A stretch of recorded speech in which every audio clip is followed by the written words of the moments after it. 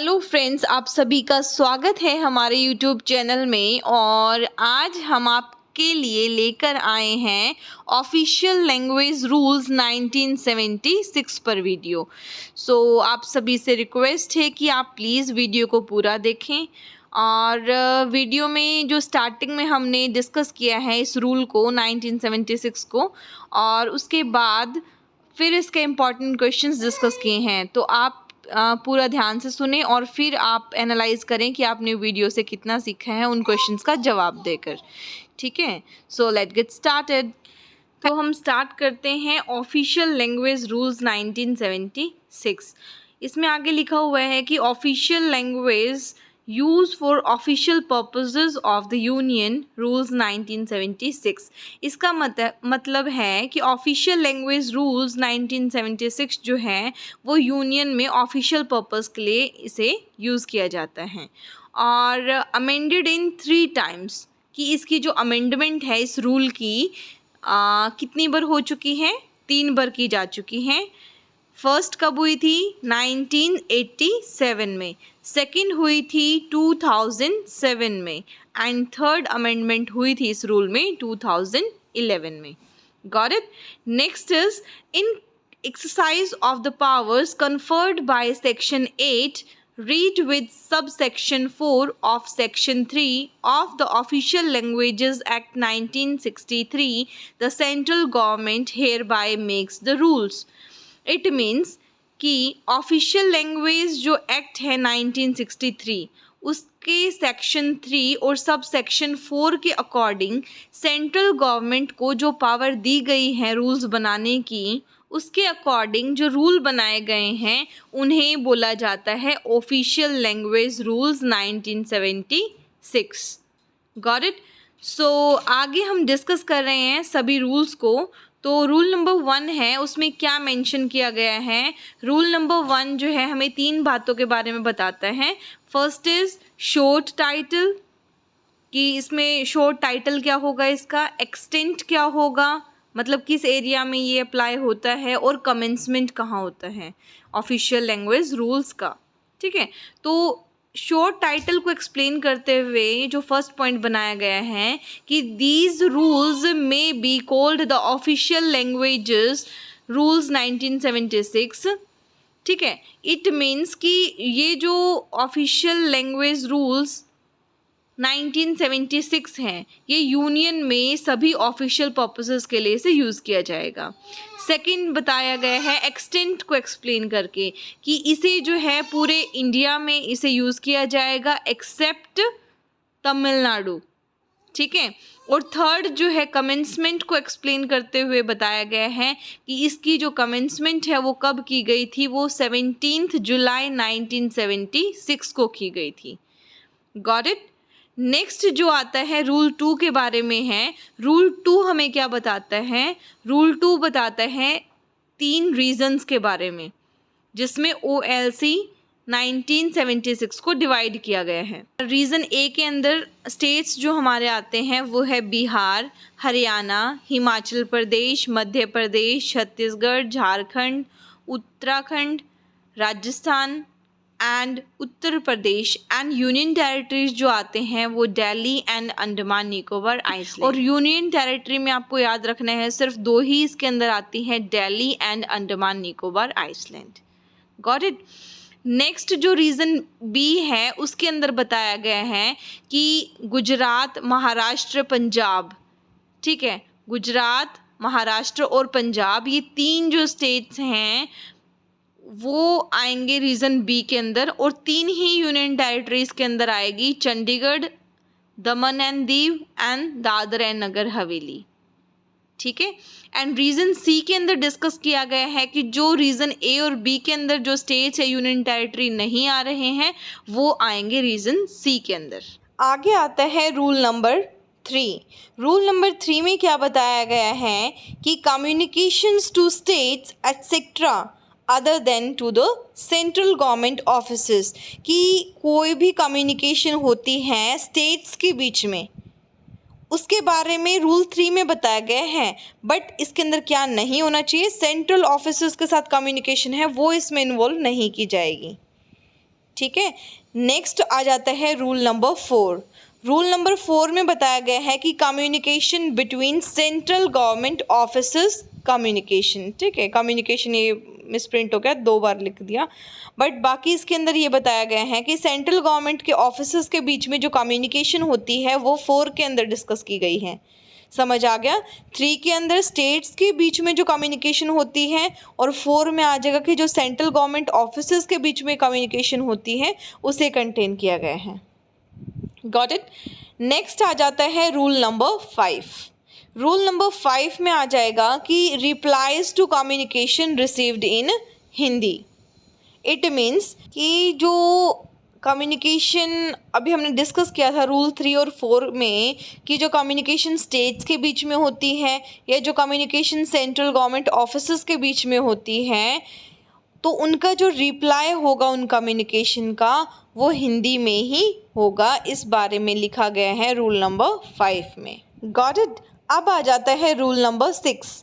Rule number 6 में बताया गया है use of both Hindi and English के बारे में। तो इसमें आ जाएगा कि both Hindi and English shall be used for all documents referred to sub section 3 of section 3 of the act. It means कि जो एक्ट है उसके सेक्शन 3 और सब सेक्शन 3 के अकॉर्डिंग जितने भी डॉक्यूमेंट्स यूज़ किए जाते हैं उसमें हिंदी और इंग्लिश दोनों का ही प्रयोग किया जाना चाहिए। और ये रिस्पॉन्सिबिलिटी बनती है उस पर्सन की जो डॉक्यूमेंट्स को साइन कर रहा है, कि वो चेक करे कि ये हिंदी और इंग्लिश दोनों में एग्जीक्यूट की गई है या नहीं की गई। ठीक है। नेक्स्ट आ जाता है रूल नंबर 7। रूल नंबर 7 में आता है एप्लीकेशन एंड रिप्रेजेंटेशन के रिगार्डिंग। इसमें बताया गया है रूल नंबर 7 में कि कोई भी एम्प्लॉई है अगर वो एप्लीकेशन को, अपील को या रिप्रेजेंटेशन को सबमिट करवाता है तो वो हिंदी और इंग्लिश दोनों फॉर्म में करवा सकता है। और इसमें आगे बताया गया है कि इसमें जो एप्लीकेशन, अपील या रिप्रेजेंटेशन रेफ़र करी गई है सब रूल 1 के अकॉर्डिंग, उसमें कोई भी एप्लीकेशन, अपील या रिप्रेजेंटेशन बनाई जाती है या अगर साइन की जाती है हिंदी में तो उसका रिप्लाई हिंदी में ही होगा। समझते हो आप कि अगर वो हिंदी में बनाई गई है या हिंदी में साइन किया गया है उन एप्लीकेशंस पे तो उसका रिप्लाई भी हिंदी में ही होगा। ठीक है। नेक्स्ट आ जाता है रूल नंबर 8। इसमें बताया है noting in central government offices के बारे में। ठीक है। इसमें आ जाएगा कि कोई भी एम्प्लॉई है वो नोट डाउन कर सकता है हिंदी या इंग्लिश में। ठीक है। हिंदी में भी कर सकता है और इंग्लिश में भी कर सकता है। इसी में आगे बताया गया है कि कोई भी सेंट्रल गवर्नमेंट का एम्प्लॉई है अगर उसको हिंदी की नॉलेज है तो वो कोई डॉक्यूमेंट हिंदी में प्रिपेयर करता है और उससे इंग्लिश ट्रांसलेशन के लिए कोई डॉक्यूमेंट बोला नहीं जाएगा, लेकिन वो जो डॉक्यूमेंट है वो लीगल या टेक्निकल नहीं होना चाहिए। ठीक है। आगे आ जाएगा इसी के अंदर कि लीगल या टेक्निकल वो डॉक्यूमेंट है, इस बात को कौन डिसाइड करेगा? इस बात को डिसाइड करेगा हेड ऑफ द डिपार्टमेंट। ठीक है, कि वो डॉक्यूमेंट टेक्निकल है या लीगल है। Got it. नेक्स्ट आ जाता है रूल नंबर 9, प्रोफिशिएंसी इन हिंदी, इसके बारे में। तो इसमें आ जाएगा कि कोई भी एम्प्लॉय जिसने मैट्रिकुलेशन पास की है या कोई भी हायर एग्जामिनेशन पास किया गया है हिंदी में, ठीक है, तो उसे माना जाएगा कि वो प्रोफिशिएंट है हिंदी में। ठीक है। या उसके पास कोई भी डिग्री है तो उसे माना जाएगा कि वो हिंदी में प्रोफिशिएंट है। आगे आ जाएगा रूल नंबर 10। इसमें बताया गया है कि working knowledge of Hindi. It means कि कोई भी एम्प्लॉय जिसने हिंदी की नॉलेज एक्वायर की हुई है तो उसे ये माना जाएगा कि उसे वर्किंग नॉलेज है हिंदी की। ठीक है। अगर उसने मैट्रिकुलेशन पास की गई है हिंदी में, उसने करी हुई है, तो वो हिंदी में नॉलेज वर्क करने के लिए एलिजिबल माना जाएगा। आगे आ जाता है रूल नंबर 11। रूल नंबर 11 में बताया गया है कि जो भी मैनुअल्स हैं, कोड्स हैं या other procedural literature article of stationery etc. related to central government offices, तो उनको इंग्लिश और हिंदी दोनों में ही बताया जाना चाहिए।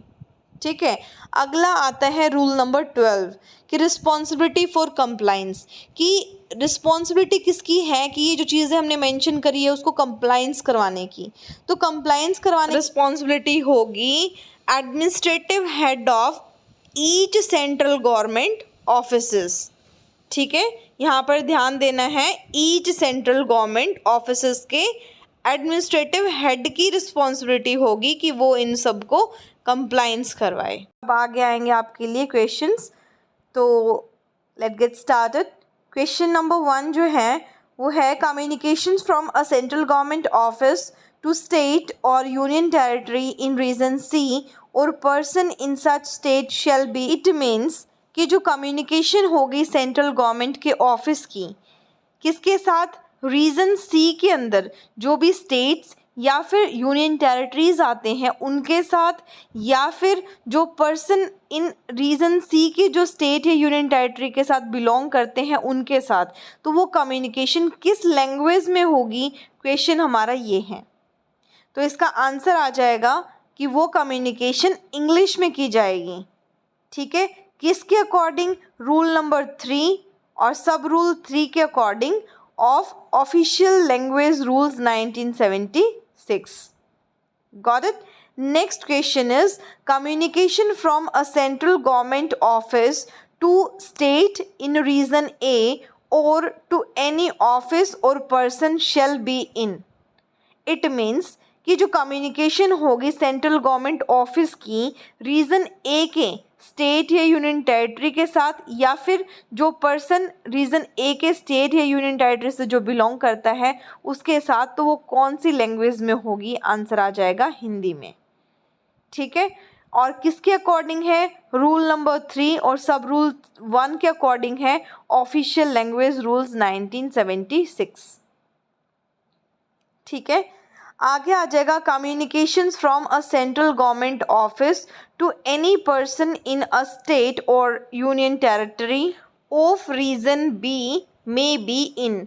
इट मीन्स कि जो कम्युनिकेशन होगी सेंट्रल गवर्नमेंट ऑफिस की किसके साथ, किसी पर्सन या स्टेट या यूनियन टेरिटरी के साथ जो कि रीजन बी से बिलोंग करते हैं, तो वो कौन सी लैंग्वेज में होगी। तो इसका आंसर आ जाएगा ईदर हिंदी और इन इंग्लिश, या तो हिंदी में होगी या फिर इंग्लिश में होगी।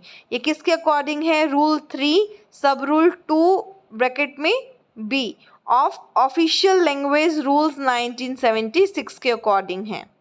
ठीक है, और अब तीनों क्वेश्चंस के बारे में, जो रीज़न ए है वो ऑलमोस्ट हिंदी बिलोंगिंग है, तो इसका यही है कि कम्युनिकेशन भी हिंदी में ही होगी, और जो रीज़न बी है वो हिंदी और इंग्लिश दोनों में ही हो सकती है उसमें कम्युनिकेशन, और रीज़न सी है उसमें इंग्लिश ही चलेगी। गॉट इट, तीनों क्वेश्चंस आगे समझ में।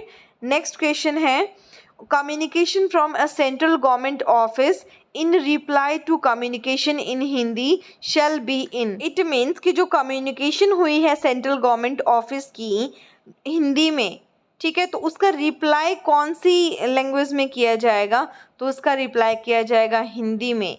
ये कहाँ लिखा गया है, rule number 5 of official language rules 1976 में लिखा गया है। ठीक है, आगे आ जाएगा all documents referred to in sub section 3 of section 3 of the official language act shall be in. It means कि जितने भी डॉक्यूमेंट्स जो सेक्शन 3 के सब सेक्शन 3 के ऑफिशियल लैंग्वेज एक्ट से बिलोंग करते हैं वो कौन सी लैंग्वेज में होंगे, तो वो इंग्लिश और हिंदी दोनों में होंगे। ठीक है, तो और ये किस में मेंशन है, ये rule number 6 of official language rules 1976 में मेंशन है। Got it. आगे आ जाएगा it shall be the responsibility of a person dash to ensure the compliance of subsection 3 of section 3 of the Official Language Act 1963। It means कि जो official language act 1963 के section 3 और सब section 3 के अंदर जो मेंशन है उसकी कंप्लाइंस करवाने की रिस्पॉन्सिबिलिटी किस पर्सन की होगी। क्वेश्चन आगे समझ में? तो आंसर दीजिए इसका कमेंट्स बॉक्स में। आंसर आ जाएगा साइनिंग सच डॉक्यूमेंट, कि जो भी पर्सन इन डॉक्यूमेंट को साइन करवाता है उसी की रिस्पॉन्सिबिलिटी होगी उसको कंप्लायंस करवाने की। ये कौन से रूल के अंदर मेंशन है? Rule number 6 of official rules 1976 के अंदर। आगे आ जाएगा an application appeal or representation when made or signed in Hindi shall be replied to in dash. तो इट मीन्स कि कोई भी एप्लीकेशन या अपील या रिप्रेजेंटेशन है जिसे बनाया गया है या साइन किया गया है हिंदी में, तो उसका रिप्लाई कौन सी लैंग्वेज में होना चाहिए? तो आंसर आ जाएगा हिंदी में ही होगा। ठीक है, ये कहाँ मेंशन है? Rule number 7 of official language rules 1976 के अंदर मेंशन है। नेक्स्ट क्वेश्चन आ जाएगा if any question arises as to whether a particular document is of a legal or technical nature it shall be decided by. It means कि कोई भी document है वो लीगल है या टेक्निकल नेचर का है, ये डिसाइड कौन करेगा? तो आंसर आ जाएगा हेड ऑफ द डिपार्टमेंट। कहाँ मेंशन है? रूल 8 और sub rule 3 of official language rules 1976 के अंदर मेंशन है। नेक्स्ट क्वेश्चन आ जाएगा an employee shall also be deemed to have acquired a working knowledge of Hindi if he has passed the dash conducted under the Hindi teaching scheme of the central government. It means कि कोई भी employ है उसे कब माना जाएगा कि वो उसने हिंदी की नॉलेज एक्वायर कर रखी है? अगर उसने पास कर रखा है। क्या पास कर रखा है? सेंट्रल गवर्नमेंट स्कीम का। तो आंसर आ जाएगा ये 3 एग्ज़ाम्स अगर पास कर रखे हैं, प्रज्ञा, प्रवीण या प्रबोध, ठीक है, तो उसे माना जाएगा कि उसे वर्किंग नॉलेज हिंदी की है। तो ये कहाँ मेंशन है? Rule number 10 of official language rules 1976 के अंदर मेंशन है। नेक्स्ट क्वेश्चन आ जाएगा all manuals, codes and other procedural literature relating to central government offices shall be published in. It means कि जो मैनुअल्स होंगे या कोड्स होंगे या लिटरेचर होंगे जो सेंट्रल गवर्नमेंट ऑफिस से रिलेटेड हैं वो पब्लिश कौन सी लैंग्वेज में किए जाएंगे? तो इसका आंसर आ जाएगा in Hindi and in English diglot form. It means द्विभाषी, मतलब हिंदी में भी होगा और इंग्लिश में भी होगा। ये कहाँ मेंशन है? रूल नंबर 11 सब rule 1 of official language rules 1976 के अंदर मेंशन है। नेक्स्ट आ जाता है कि the forms and headings of registers used in any central government office shall be in. It means कि जो फॉर्म्स और हेडिंग्स हैं रजिस्टर्स में सेंट्रल गवर्नमेंट ऑफिस के, तो वो कौन सी लैंग्वेज में होगी? वो होगी हिंदी और इंग्लिश में। ये कहाँ मेंशन है? रूल नंबर 11 और sub rule 2 of official language rules 1976 के अंदर मेंशन है। नेक्स्ट आ जाता है it shall be the responsibility of each central government office to ensure that the provision of OL act and OL rules are properly complied with. It means कि official language act या फिर official language rules को properly complied करवाने की responsibility हर एक central office में किसकी होती है? ठीक है, तो इसका आंसर आ जाएगा वो आप बताएंगे कमेंट्स बॉक्स में। ठीक है, so thank you so much friends.